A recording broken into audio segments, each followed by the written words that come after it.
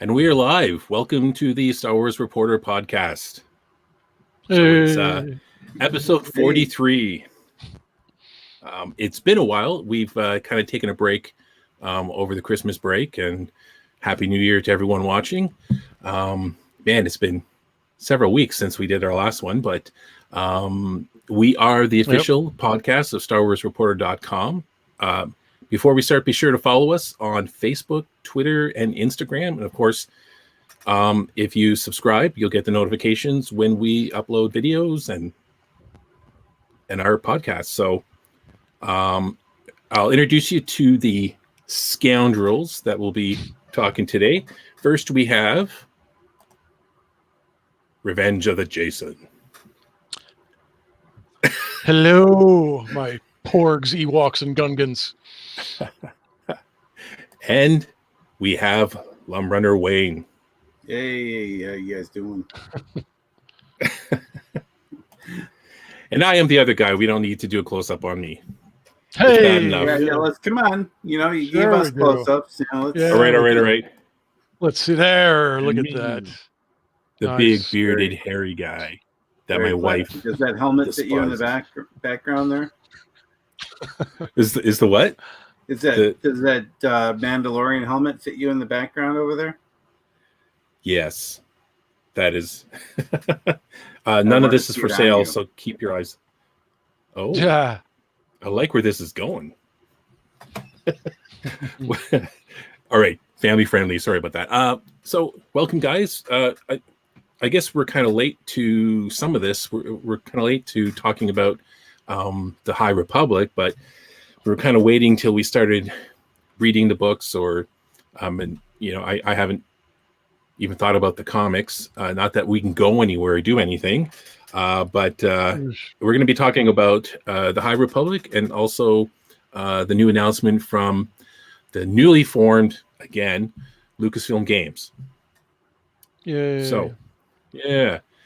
So I know Wayne and I had just started talking about, or started reading Light of the Jedi, and I'm doing it the lazy ADD way, which I'm using audiobooks. Wayne and another friend of ours, James, finally convinced me to finally subscribe to Audible, which we're not a sponsor of, but we're willing to sell out.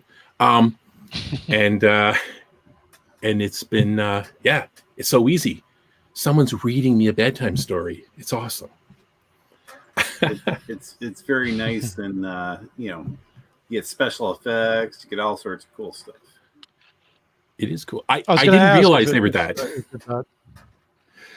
Yeah, I didn't realize. I thought it was going to be just someone reading the book, but you know, damn, it was almost just like, you know, those kid books where they're like, and when you hear R2D2 beep like this, turn the page. I'm like waiting for that, right? This actor acting out both the male and the female characters, so funny, and all the special effects. I'm like, it's totally awesome. I'm so jazzed by it.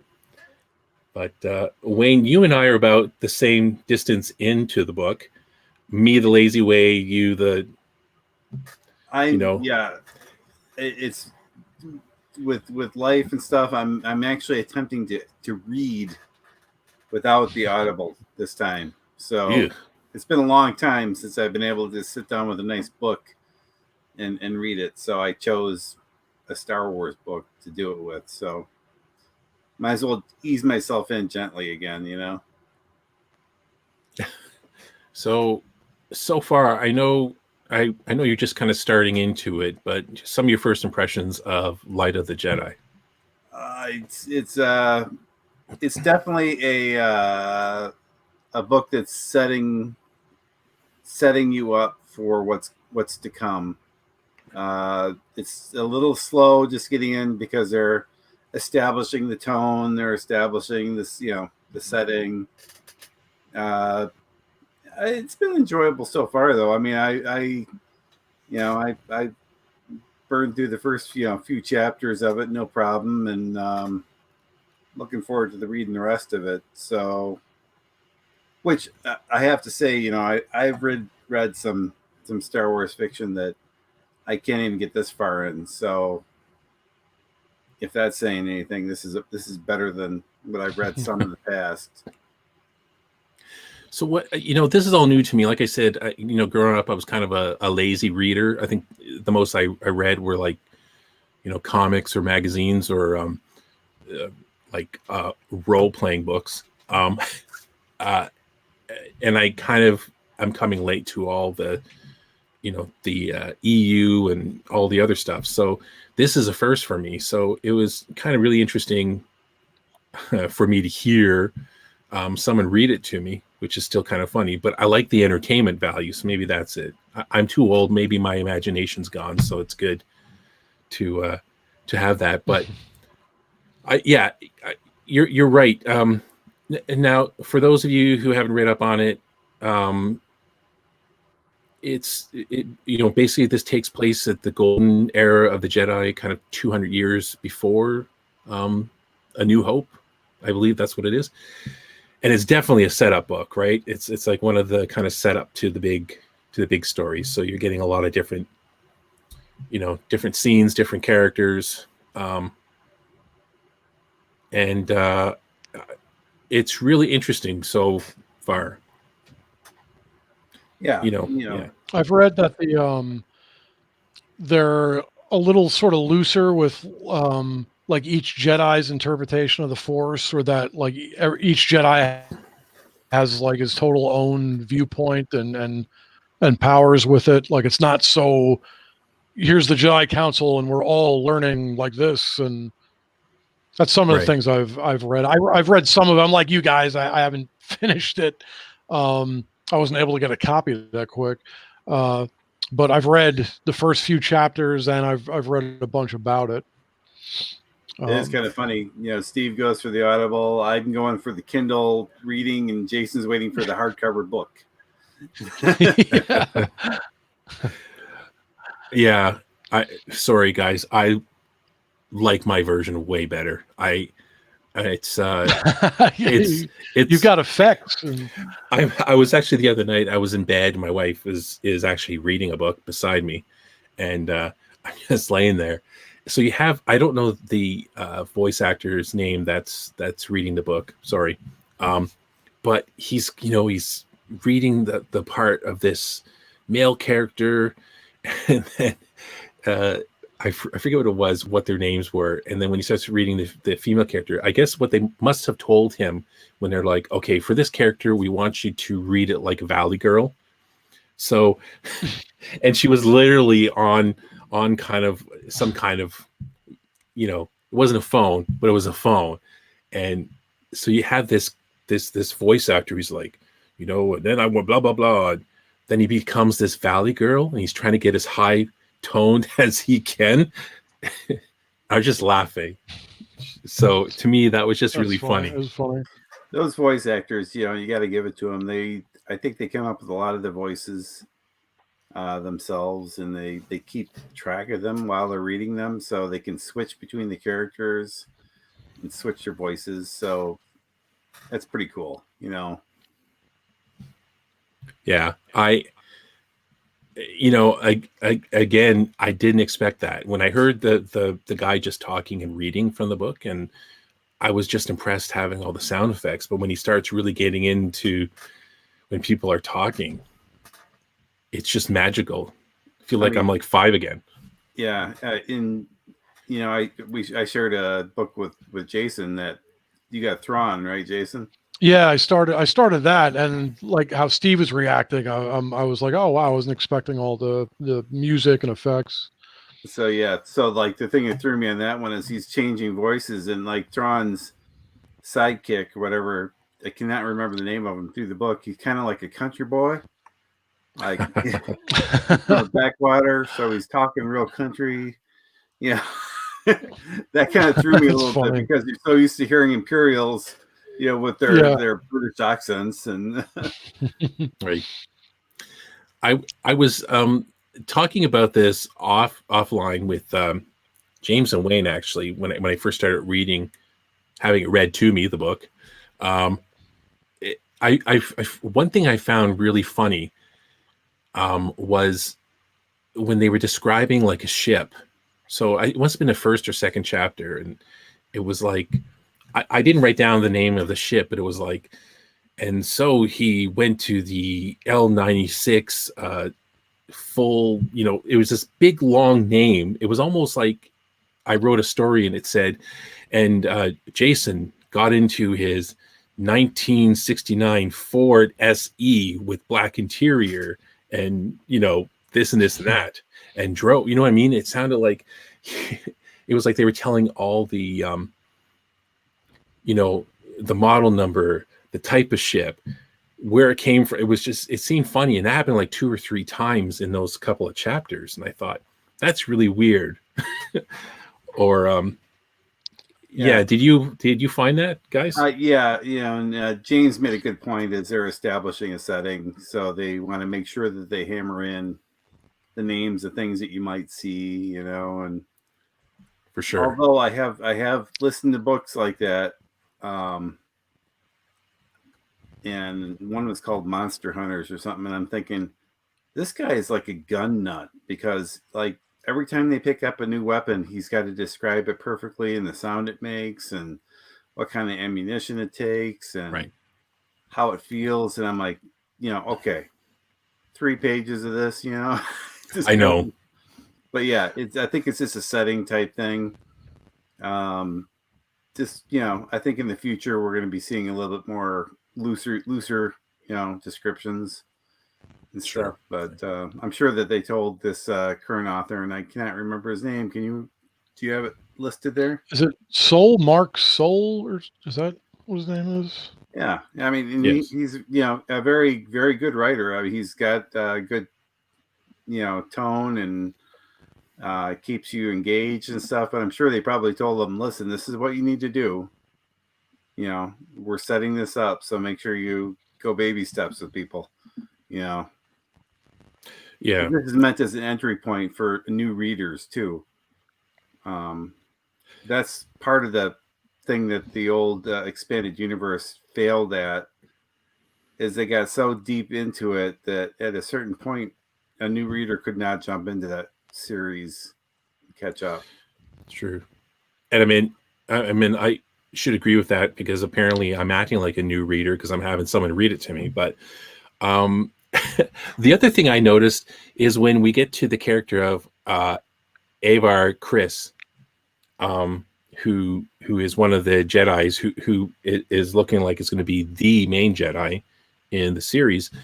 They say her name, like Kate kept saying, Avar Kriss went and did this, Avar Kriss went and did that, or Avar Kriss said this.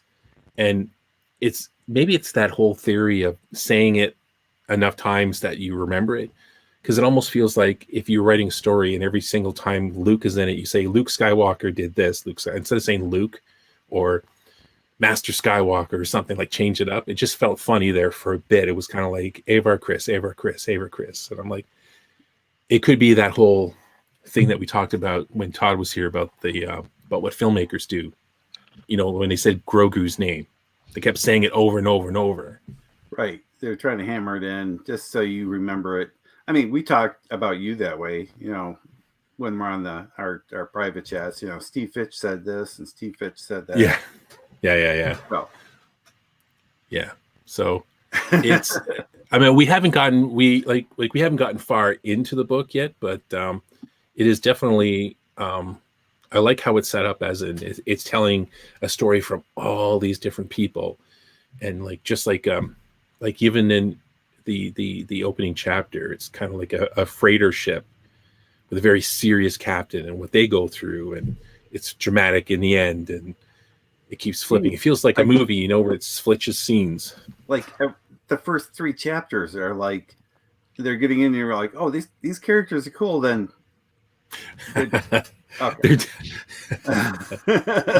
Because the major event's coming, right? That's gonna, and they're counting it down. Like involved with these characters.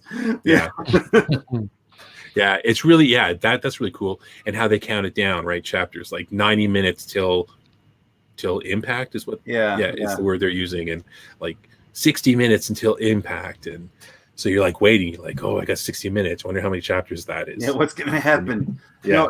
No, he's got a really good way of writing. I have read much harder people that read than him, and they were doing it for a lot longer, I'm sure, Right. So Like you were saying before, it's tough too. Like the very first story, the first book, the first thing of real substance in a whole, what could be a gigantic, deal. It's Star Wars and all the planets and the galaxy and 200 years before. And Right. so that's, I know from what writing I've dabbled in, it's very fine line and tricky to how much exposition versus action versus everything. And, you're talking about the whole universe. So like you guys pointed out, really tough to sometimes to gauge how much information, how much do you tell about the ship and how much do you just, here's the ship and you just move on, even if I don't know everything about it.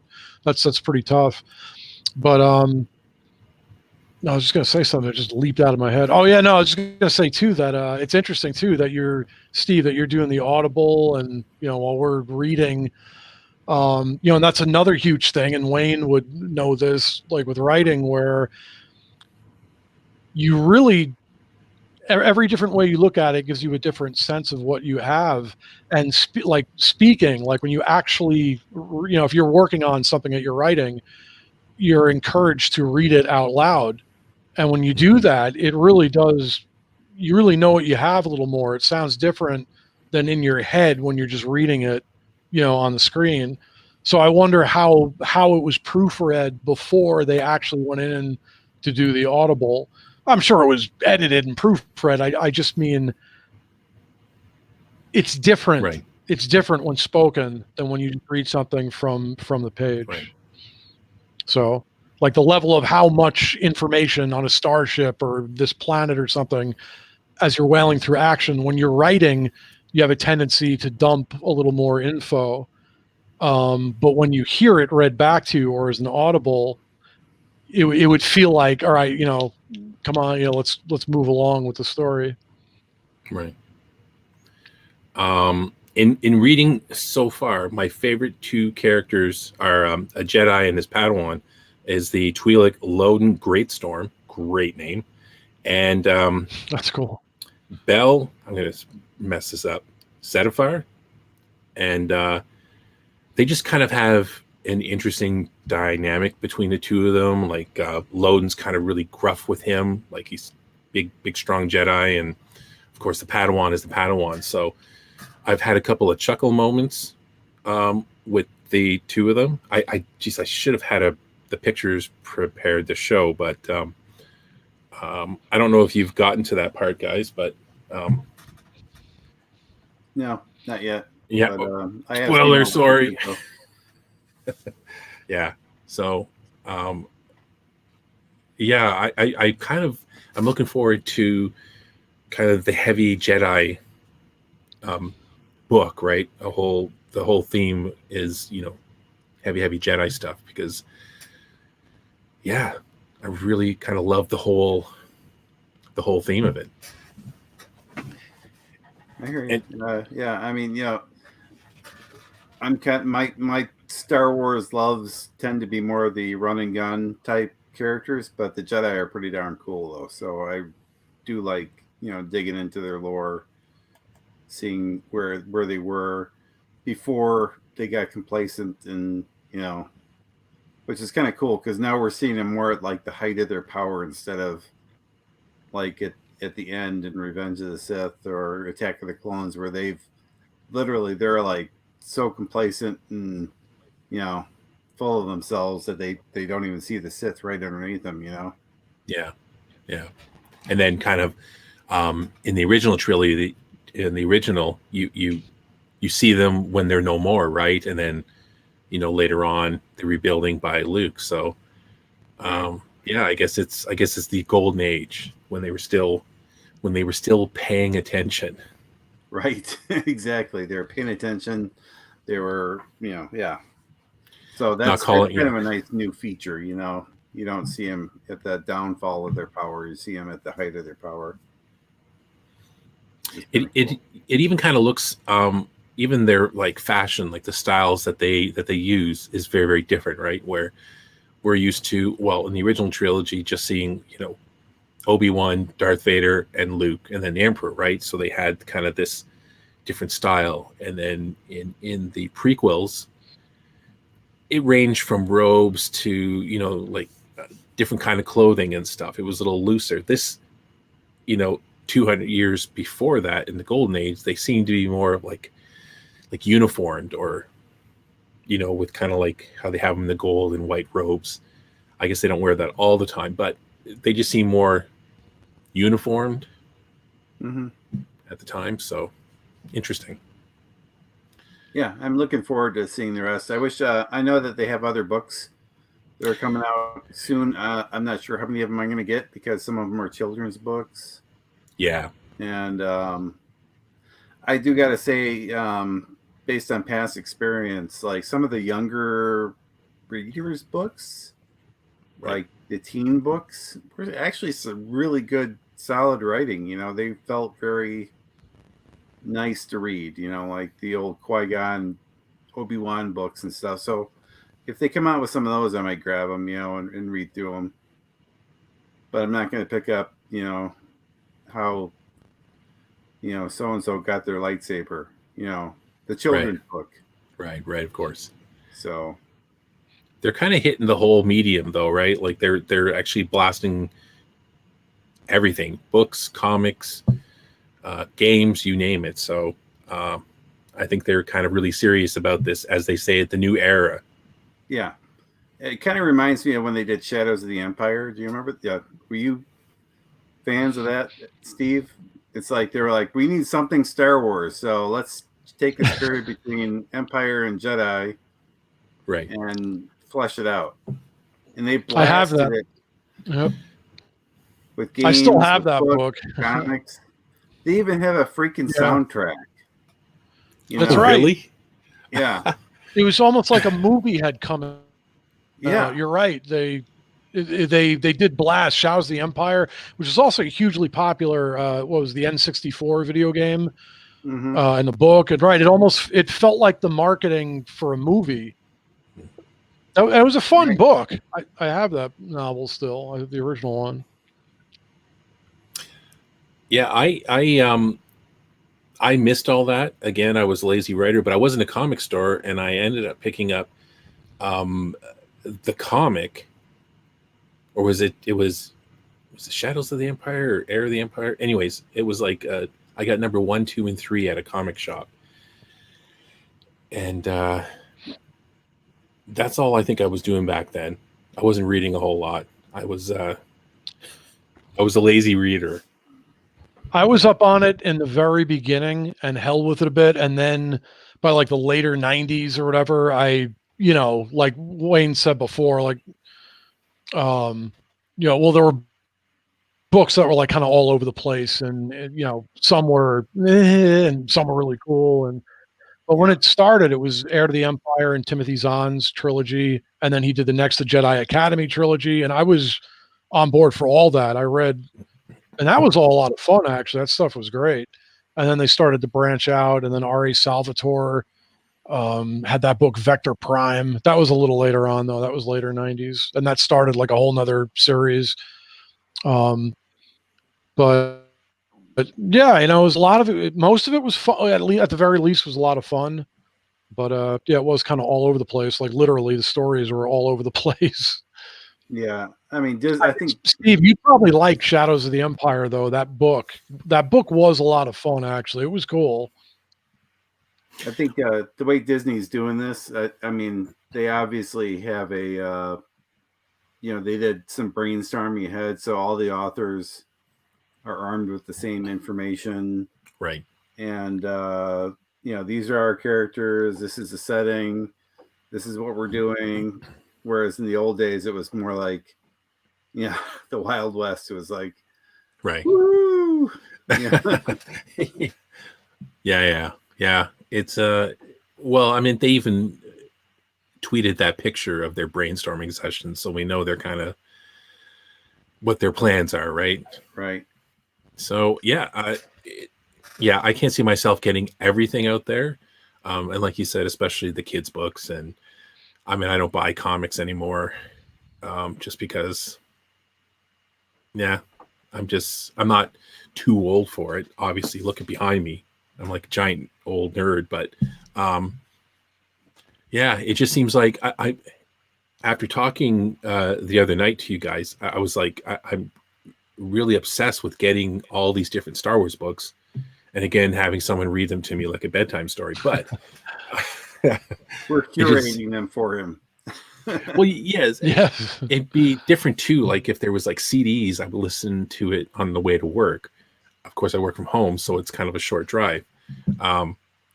So it'll be interesting to see.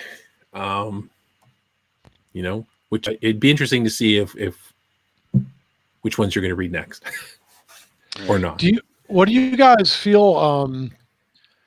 Now with all this stuff coming out, do you feel like? Well, I mean, it's early to tell. Obviously, just starting on the first novel, but do you think it's going to be testing the waters for? Well, obviously all the television shows, but are we testing the waters for movies someday in this era, or are they just never going to touch this era with feature films?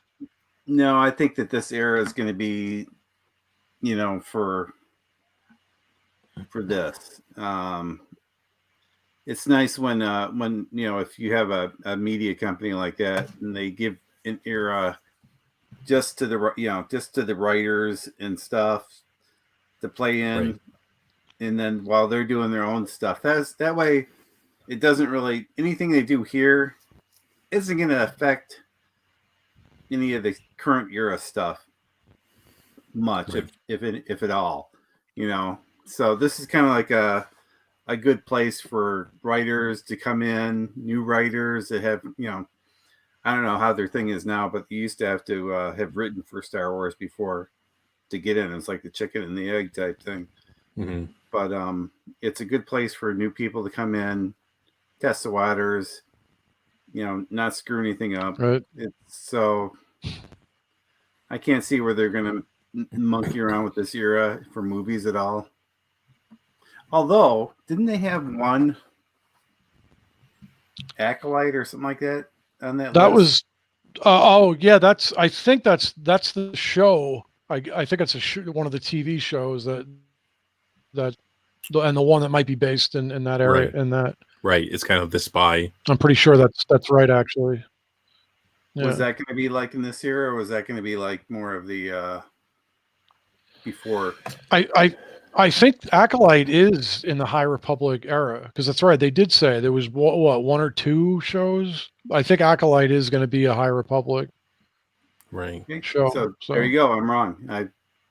I won't be sad to admit that I'm wrong. If we get more Star Wars, Well, that's a little different than the feature films, though. Still, I mean, Right. the television you could probably get away with a little more, like what you were talking about. They can still play around episodic, week to week on a show. It's not going to mess with the Skywalker saga or anything. Right. Right. I mean, Mandalorian's, it's touching the Skywalker saga, but it doesn't really affect it as much. Right. But it does make it look pretty cool when it does. And then you wonder, what the hell did Luke do with Grogu? Oh man, we could talk about that stuff too all night. Just like, I know, like, because now with Grogu's being such a huge thing now, and obviously Luke, it's like, where are we going with all this stuff? Like, there's so much that they, where they could go or maybe never go. I don't know. It is kind of fun, I guess, we're kind of drifting in there. I was going to say something about which father lets their kid go off with some random stranger that just came in wielding a lightsaber and says, "See you later." I'll talk to you later. I'll see you again, but doesn't get any contact information. Yeah. Well, yeah. And he's like, "Oh, we'll see each other again," but he didn't even get his name. Right. Like, Luke didn't come and say, "I'm Luke Skywalker. This guy called me, so I'm going to take him and go." It was just like, "Are you a Jedi?" It's like, well, ask all those dead robots behind me. So yeah, it's really cool. But yeah, you make a good point. He's just like, okay, I guess you're a Jedi. Here you go. Take my kid. Yeah, it's true. Well, I mean, it was kind of like the whole history of the Jedi, right? Like when they would, you know, they would go to the Jedi Temple young to be trained, right? Like it wasn't like they were Luke's age and all their family members were burned by stormtroopers. They would just be taken from their families because they showed signs of the Force and trained in the temple, right? Right. Well, So- they did set it up by, they went to that the mountain, 2 episodes before, and Grogu called out. Yeah. So the Mandalorian, he knew what was going on with that. It is funny though. It's funny. It's true. It's like, okay, you gotta go. See you later. Taking your kid. See ya. I know. See you in 2 years, everyone. Maybe if there's no delays, and yeah, so 2 years. He'll like my nephew. He's a great guy. Yeah. So I just want to jump from here before Wayne has to go. He's got to go early. I just want to jump into the other announcement we're going to talk about is the Lucasfilm Games. So they just announced that. It's kind of they're starting up the I forget what it was called before. It was LucasArts, right? LucasArts, yeah. Yeah, Lucas. So and they had a couple announcement. They're still working with EA, but they're also going to be teaming with Ubisoft to create a open world GMMO game.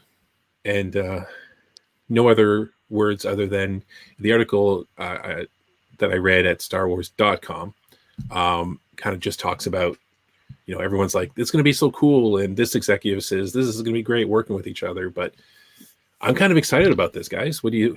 Did they say MMO specifically, or did they just say open world? Because you could have just an adventure game like a Skyrim or Witcher, or you could have obviously the Elder Scrolls or Warcraft, which is an MMO.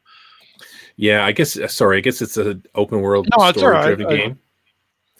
I guess I'm just dreaming. So developing the project will be led by Tolerate. Open world experience with Star Wars Galaxy also utilized. Yeah, so it's kind of just like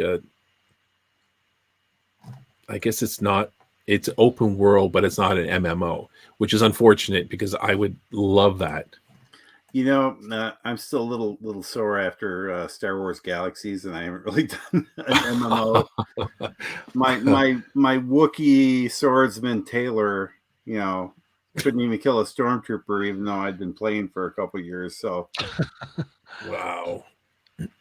Yeah, wow. I tried in the very beginning. I was at the height of my Warcrafting too. Like I played Warcraft. A whole bunch of us played for many years. We were crazy. And then we tried to get into Galaxies, and it just I couldn't really get. I probably didn't give it enough of a chance, but I don't know. It just didn't quite work for me. Warcraft was really smooth and just worked. Galaxies was just kind of a clunky game to me. I just didn't really get into it. I think if it's something like Skyrim, that would be a lot different. I think that would be pretty awesome, actually. Yeah, that's actually what I'm hoping for. Not that if they want to try an MMO eventually, sure. But I would love like a Skyrim or Witcher 3 style game in the Star Wars universe. Well, that would be a lot of fun. Well, they do have an MMO now. I guess it's older game now. Old Republic, I think it is, or something. The Old Republic, and I have played that, years ago. And I think when I got into it, it was kind of on its downturn. So it just seems like this giant world, or the buildings and the places you go to are so giant and mostly empty. And I just found myself running for miles, which it felt like inside of a building to get to a contact, and then running miles back outside. And it was a cool looking game. It's so funny. The only money I spent on it, I bought a Ewok companion. I guess it's just this little like sidekick. And but Galaxies I missed out on. I had friends playing it back in the day, and they bought like the special edition, and they were showing it to me, and I thought it's cool. But I was kind of in the day when I'm like, as if I'm going to pay monthly to play a video game. I was so stupid, so I kind of missed out on that. But then I think my first MMO was City Heroes. And I remember playing that, and it was like the greatest thing that ever happened. I played City Heroes from beta right until the game shut down. So, but anyways, MMOs are great. Yeah, no, good ones. You get into it. They're life consuming. They were. Warcraft was amazing. I had a lot of fun. There was, I was showing you guys this before. Speaking of Star Wars games, check this out. Atari 2600. So like from the Star Wars, the arcade game. So for all you people shaking your head wondering, what are you talking about? So here's a little cartridge. It was like, what, 70s and 80s? Hey, I mean, look at, if they didn't work, you just blew into the end of it to clear out the dust. Yes. Yeah. I mean, look at this thing. Look at those graphics. Wow. Yeah, that's killer. Lines and dots, man. Lines and dots. So that's the arcade game. I found that Parker Brothers, and it was I picked up the Atari 2600 with controllers and like 20 games for $5.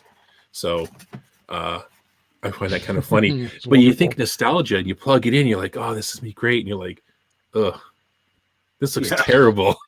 It's really hard to go back. The nostalgia would last and you know what? It took me, I had to go around finding this adapter to make it work on a modern TV, and I went through all this trouble, and I started plugging in games. I'm like, this isn't like when I was a kid, when, video games were just kind of a thing. It's pretty terrible. Nostalgia lasts 5 minutes for me.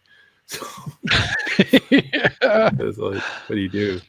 So I'm spoiled with just the graphics today. Like I said, Witcher 3 is a game that the last year and a half, that's my go-to. It's like therapy, that game. I disappear into that world, and it's beautiful. And I'm nostalgic for all the stuff, the video games too. I've been with them since the Atari 2600. Yeah. But I'm like, I can't go back because the new is so awesome. It's so good. Sorry. It's so beautiful. I've just been playing again for the past week, Skyrim. So I've never actually finished the game. I just kind of play until I get kind of bored, and then later on I'm like, I'm going to make this kind of a character. And I right now I'm kind of into a kick of anything orc. So all my characters, I just playing an orc mage right now, and it's so funny, right? It just, it's a lot of fun. That's what's cool about that game, though. You just make a guy, and whatever you do, you become, basically. I actually like that, But if they can make a world like that with these new video games through Lucasfilm Games, it'll be awesome.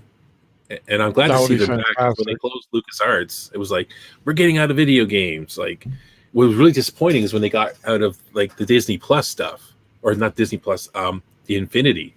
Right. I was so disappointed, right? My daughters and I would go out and get all the figures and playing that all the time, and they're like, nope, we're getting out of video games. It's like, damn. And here we are. So also too, I wanted to say, when back in the day when I wasn't reading all the books and there wasn't really any video games, I was playing a role-playing game. Here's one of the. This is I don't know if you guys remember this. I think Wayne does. It's like the the D6. I've got my Star Wars role-playing book. It's kind of like the D6. I'm trying to find some of the characters. The D6 with the templates. Anyone remember that? I'm sure Wayne does. Oh, yeah. Wayne was one of the guys that worked on this. I worked on the second edition of it, but Right. But I just remember back in the day when there wasn't any Star Wars anymore. Star Wars was gone. You guys kept it alive. So that game brought it back to life. I think it started the ball rolling. It even Lucasfilm used those books to name things in their archives and things. So it was pretty cool. They were awesome. We even see their their presence today, even though they don't get any credit for it. But a lot of things you see in these new TV shows or whatever were coined back in the role playing game days, you know. So like a swoop bike. that was there. That was literally like a paragraph, and we just kind of glommed onto that one. Swoop bike. Yeah, it's I just remember when I first got the first edition, and I was fascinated with all the pictures because, like the schematics of the Millennium Falcon. Like I just look at that all the time, or the ads for join the Empire, and it was like an army ad. And Right. I was so fascinated with all like stuff that was put in there. And again, too, like I said, I was a lazy reader, so pictures were awesome. I'll never forget. I have the Imperial source book, and they do like a shadow.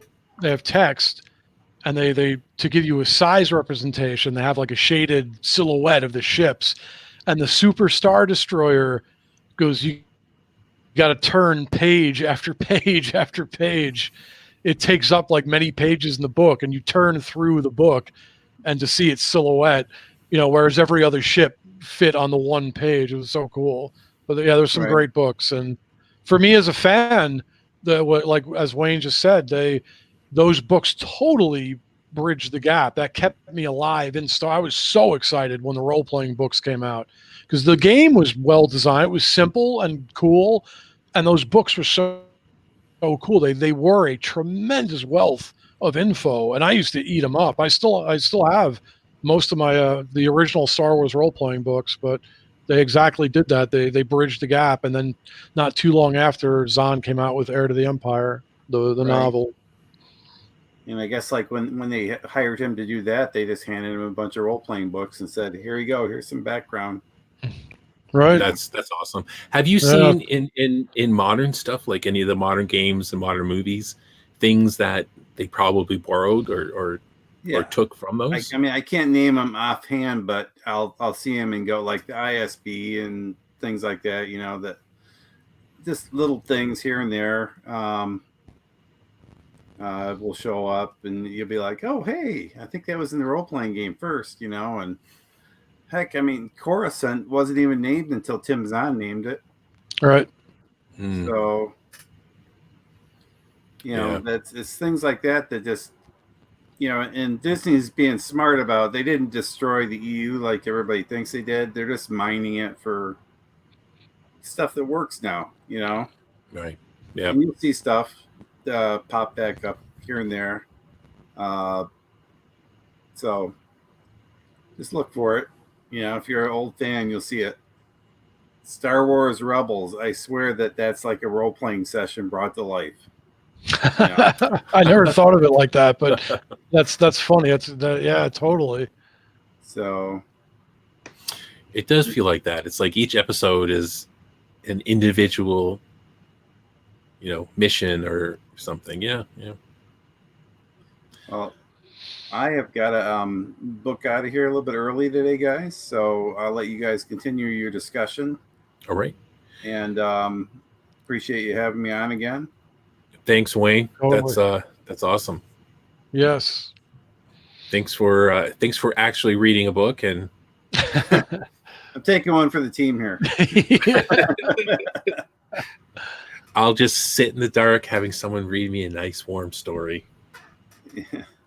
That sounded weird. I don't know. That sounded weird. That sounded a little weird. All right. Okay. See you, Wayne. Take care, man. Good to see you. See you later. Yeah, I just, with this Lucasfilm Games, I really hope, now that they've had time to, they've canceled LucasArts, now they're doing this whole thing, that we get some really great games. And it looks like they're still sticking around with EA Games, right? With, Battlefront or whatever. Yeah, they could. I believe that they're just not exclusive to EA anymore, I believe is what it is. And I think Star Wars this whole time is, altogether there's been a lot of cool stuff, but it also at the same time also always felt like they never quite mine that, like, you've got a gold mine for video games Right. with Star Wars, with all kinds of video games, and they all through the years they never quite went the full mile, the extra mile or whatever. Right. They, even with the MMO, like, we said years ago, like when Warcraft and even before Warcraft, EverQuest and so was out, and it was Right. always like, my God, imagine just, the thing with Star Wars, it's so immersive. You want to be there. You want to be in the cockpit of the X-Wing fighter. It's like there should always be a video game that lets you pilot a ship. Yeah. And they, and thankfully now we got the Squadrons game, but they went years where there was just, kind of nothing, or it was like a side part in another game. It was like, no, like, just Right.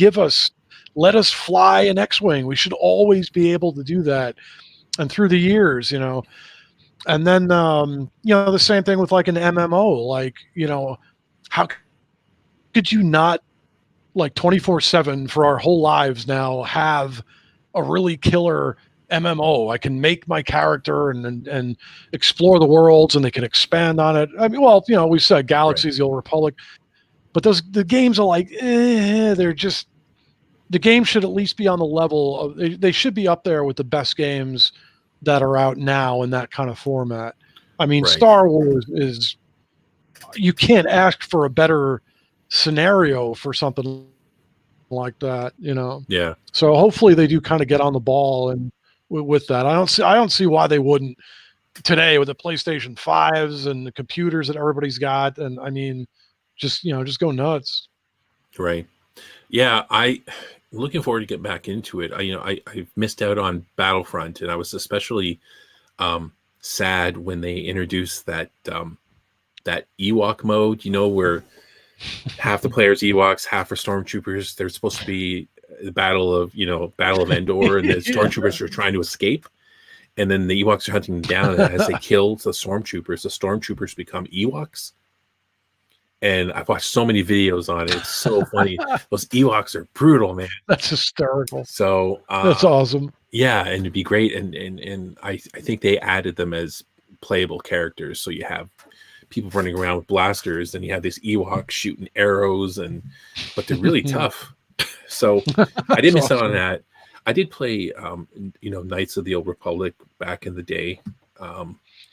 And it was so awesome being able to play a Jedi and everything else. But yeah, they can only, with the games out there, like you were saying, the Witcher, and then the Skyrim games, they have a lot to live up to, and I hope they could at least do the quality of these games and keep up with everyone else. So I just like the MMO idea, because you could hook up with friends, right? Oh yeah, no, I'm all for that for sure. I feel like, and everybody would have their own opinion on this. Like, I feel like they should see if they can do like a really good RPG style game, which Ubisoft actually, with the Assassin's Creed games, and I think they're Far Cry, they've managed to do those kind of games. Right. Right. And it's like, I'd love to see Star Wars of like that level, those big games, like of that caliber. Like, there's been so little epic Star Wars games that were on par with the best video games that are out there. Even Witcher 3 was interesting because, and that game's amazing. It's amazing. Yeah. And the author of the books for The Witcher, it was a set of novels. And the guy was like, he thought it was going to suck. And he didn't want he was like not really into the video game side of it, but it ended up happening anyway. And, they just ended up creating an absolutely killer game. It's amazing. And, and that was with the source material, a guy who was like, not so sure about it. And a universe that's not nearly as like sprawling, obviously, as Star Wars. You're talking about planets and different worlds, right. But if you do it right, you could have an extraordinary experience in a Star Wars RPG. And well, again, they have done it with, Knights of the Old Republic, and, but a modern game that stood next to every other modern game in the Star Wars universe could really be something special. Right. For sure. And especially this kind of new generation of games that they're coming out with PS5 and what's the new Xbox one called? I never hear about that one. Is it the Xbox One X? Oh, Is that maybe the new that's one? it. Sure. I think that's a new I would one. love to. I just see. I'm kind of a cheap SOB because I'm looking at these games like a PS5 system. You know, I have 2 daughters. Like, do I spend $700 on a gaming system, play video games, or do I put that towards, things that they need? It's like I just like come home like, honey, look what I bought. A video game system that's like, half our mortgage or whatever. I don't know. So it's just kind of funny. And I think it'll yeah, benefit to wait a little anyway. yeah, I mean, for older dudes like us anyway.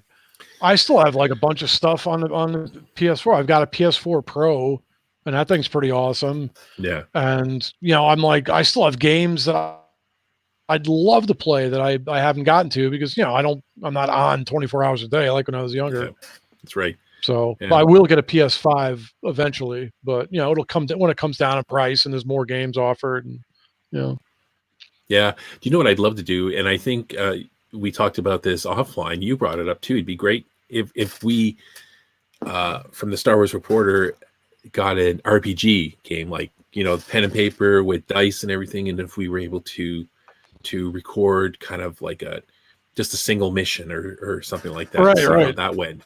Yeah. It's just finding that game master, the guy who could run the game for us while we could play like the Jedis and the smugglers and the whoever. So whether it be this easy system that we're used to back in the day or the new Fantasy Flight system, which is really awesome too. So yeah, well, it wouldn't be difficult I dungeon mastered 800 billion adventures for Dungeons and Dragons for many years. I did Star Wars. The DMing, the running the game itself wouldn't be a problem for a few of us who we mutually know. Just to right. we just have to get a system down on.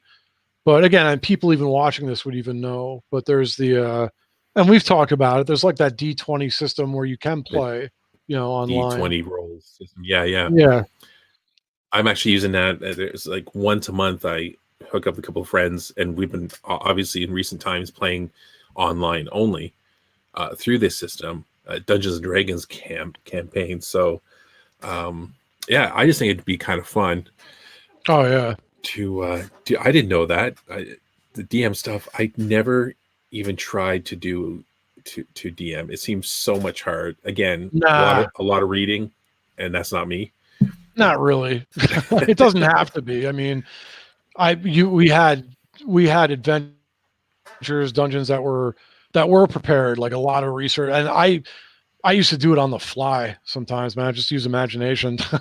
Yeah, but yeah, no, I most of the time I played with guys that were just like, buy the book and count the numbers, and it was just like, do I have to roll for this? Like, can we just use your imagination? It was so yeah. That's something I'd be really excited to do that, other than if there was an MMO that they came out with and we all happen to get it, be able to hook up and that would be fun too, though, online. man. That'd be so much fun.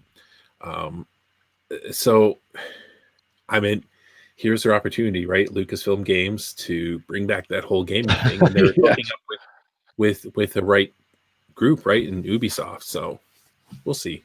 Yeah, that's a pretty solid company. I mean, and they've been getting like just that Assassin's Creed line of games has been getting kind of bigger and bigger, and they kind of moved it more to an RPG, which some fans were like a little about, but mostly it's got those games. The recent ones have gotten a pretty good reception. They've done it well. Yeah. I again too, I'm saying I'm looking forward to it. I guess I'll be looking forward to writing about it more than I'll probably actually get a chance to to play anything. But I'm not sure of the details, but I can't see them coming out with a game in the next year anyway. So, just announced. We'll see what they come out with. I'm not sure. God, it's at least a couple of years to get a game going. So if it goes well, I know all the stuff. I know there's so much stuff on the horizon, but it all feels right now like it's so far away. Like, yeah, especially when you're on double lockdown.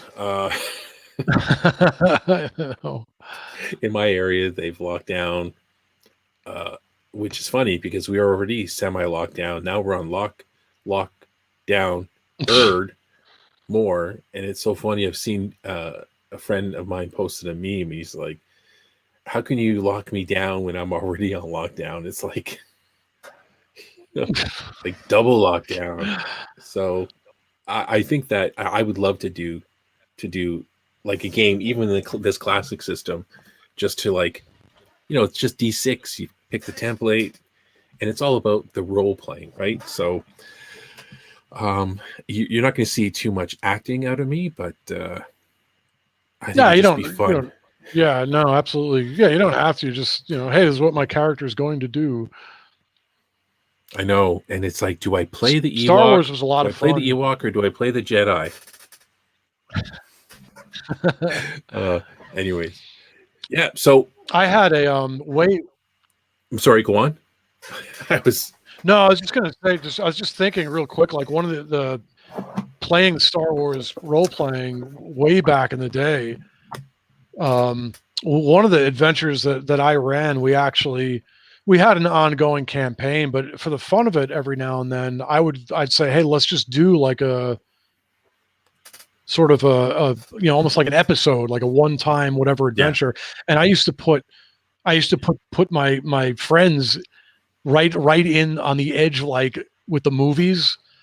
Like I had one, which was like I had my own escape from Hoth, like escape from Echo Base. Oh, that's when the cool. Imperials were attacking. Yeah, and half of my guys actually didn't make it. It was pretty funny. And AT took them out. But I used to put them like right in the fringe of the movies, and we just do like these quick scenarios. I had like a Death Star one, and we had a ton of fun with that role playing game. Like the way the D6 was designed, it encouraged you to be heroic. Yeah. So, we do crazy stuff. Like, I had my characters in all kinds of crazy situations, Star Destroyers going after them, and this adventure on a Death Star, like almost parallel to when Luke and those guys were on it. It's totally unrealistic to the movies, but it was just for fun. So definitely. Just any scenario we could think of, almost like a fan fiction kind of thing. And we'd run the game, and we ended up having a blast doing that because they were relatively short. Like it was just a simple scenario, like try to escape from the Death Star, before it explodes, and then try to get away from out of Hoth with the rest of the rebels, and we just had a lot of fun with that stuff. And that was all the D6 system. The D6, and it was so simple, right? It was just like a lot of it was. I just remember the Jedi was left open. It encouraged you to do anything. Right. Yeah. I just remember that the whole Force system, they had a few powers listed, but pretty much it was just like they were encouraging you to create other things as well to go along with, some of the usual Force powers. So I remember when I first started playing the game, one of the characters I played was the kid, which sounded funny, right? It was just, didn't have anything special to him. He could do this and that. And then I came up with the idea where he ended up, because there was an older Jedi character. And so I ended up starting to learn the Force. And then the GM put us on this mission where I was trying to get my first lightsaber. And it was so funny. Like we're kids. What are we, 11? And his idea was I remember my friend, his name was Jan. He, the mission to find it was inside the Sarlacc pit. So we actually had to jump into the Sarlacc pit, and he had these tunnels, and I don't know, we fought a couple things, and we were fighting off the Sarlacc so I could find this lightsaber. And then we got out, and my kid had a lightsaber, and it was just silly. It was silly fun. That's exactly what I'm talking about. Like, no, exactly. That's just what I'm talking about. Like stuff like that. That's fantastic. That's why you play like that. I know kids these days don't know what they were missing. I guess that's not true. I guess they're still a pretty big pen and paper. Well, there's tabletop. been something of a renaissance for role playing. Yeah. I know Dungeons and Dragons, still going strong, and like I'm not as aware with Star Wars role playing specifically, but I imagine it's got I imagine it's got a decent amount of people, because I know D&D is doing pretty well in some other games. Yeah. So yeah, that's maybe even something for us to even just look into out of curiosity, is like a local area. Obviously now with the pandemic, it's a different story. Yeah. But Well, it doesn't hurt for that kind of stuff. It doesn't hurt for Dungeons and Dragons, where a whole bunch of celebrity groups have popped up all over Hollywood, and they're streaming them playing, Dungeons and Dragons, or like the Matt Mercer group. What's that? I forget the name of it. I mean, that's really helped. When someone like Sam Witwer is running a D&D game, or I think he was running a Fantasy Flight Star Wars game, and it's so funny when I see things like this. I always like to point that out to my wife. I'm like, see, look, handsome man on our side. He's a nerd. Look. So, like, what's that? Was that Joe Magnolia? Something? What's his name? He was in he's married to what's that name? Vergara from Modern Family. This big guy. He runs a D&D game out of his house every weekend. Joe something. Vin Diesel has long been famous for being a nerd too. Yeah. So yeah, he made one of his movies on our side. This was kind of based off of one of his Dungeons and Dragons characters. Yeah, we're not the outsider. Yeah, they're the last witch hunter. Yeah, oh yeah.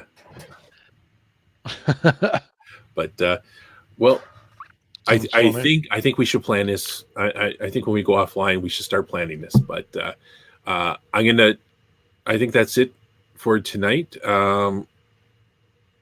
I really hoping that we start getting some Star Wars games coming out soon. But we're going to end the podcast here. Just want to say thanks to anyone watching. Remember, go to StarWarsReporter.com. And again, subscribe to us on our social media. And thanks a lot. May the Force be with you. Thanks, Jason. Take care. Absolutely, man. Take care, everybody. See you later.